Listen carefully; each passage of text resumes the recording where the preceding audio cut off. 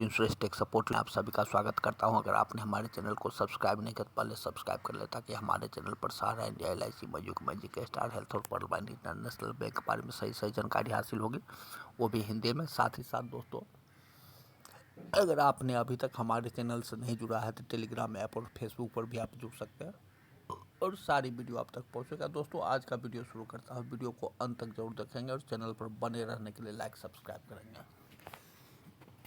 Supreme court ने सहारा की संपत्तियां जब्त की अनुमति देने से मना किया।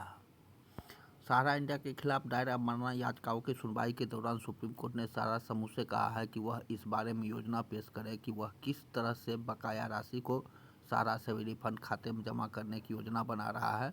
कोर्ट ने कंपनी से अपनी बकाया संपत्तियों की सूची भी देने को कहा है।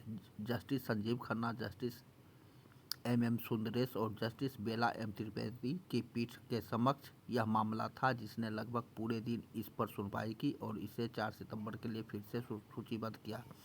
इस सुनवाई में इस बात पर पर्याप्त बहस हुई कि सहारा द्वारा जमा की जाने वाली शेष राशि को कैसे वसूला जा सकता है। 2012 में सुप्रीम कोर्ट ने सहारा की 2 कंपनियों को 2008 से 2011 के बीच उनके डिवेंचर में निवेश करने वाले 2 करोड़ से अधिक छोटे निवेशकों को 15% ब्याज के साथ 25,000 करोड़ रुपये वापस करने का आदेश दिया था। जमा राशि के सेबी के पास जमा करने का निर्देश दिया गया था। जब निर्देशित राशि बकाया रही तो सहारा के खिलाफ अवमानना का आरोप लगाते हुए याचिका दायर की गई। सीनियर एडवोकेट कपिल सिब्बल सहारा की ओर से दलील दी कि सहारा अपने दायित्व का निर्वहन करना चाहता है, अपनी संपत्तियों के लिए एक निश्चित मूल्य प्राप्त करने का हकदार है। जस्टिस त्रिवेदी ने टिप्पणी की, ये वादे 10 साल पहले दिए गए थे, पूरे नहीं हुए, इसलिए हम इस स्तर पर हैं। अवमानना जारी की गई। दूसरी ओर जस्टिस खन्ना ने कहा कि सहारा एक निर्णय ऋणी होने के नाते न्यायालय को उसकी संपत्तियों को जब्त करने और उन्हें बेचने का अधिकार है। जज ने कहा कि निर्णय ऋणी के मूल्य प्राप्त करने के दावों को ध्यान में रखा जा सकता है, लेकिन न्यायालय किसी विशेष घटना स्थिति का इंतजार नहीं करेगा। इसके अलावा मौखिक रूप से यह भी कहा गया कि सहारा को जमा राशि जमा करने का निर्देश देने वाला न्यायालय का आदेश डिक्री था, उसका अनुपालन नहीं किया गया।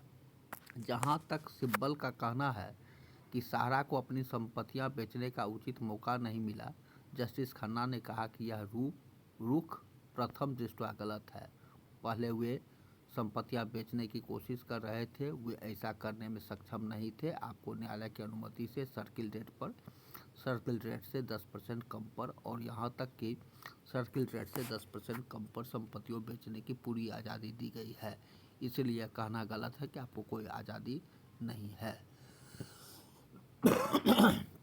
सेबी द्वारा आपराधिक शिकायत के अनुसरण में ईडी द्वारा न्यायालय के समक्ष कुछ आवेदन दायर किए गए। इस संबंध में सिब्बल ने दावा किया कि सेबी के अनुसार भी संबंधित तिथि पर कोई अनुसूचित अपराध नहीं था, क्योंकि विचाराधीन लेन देन 2013 से पहले हुए थे।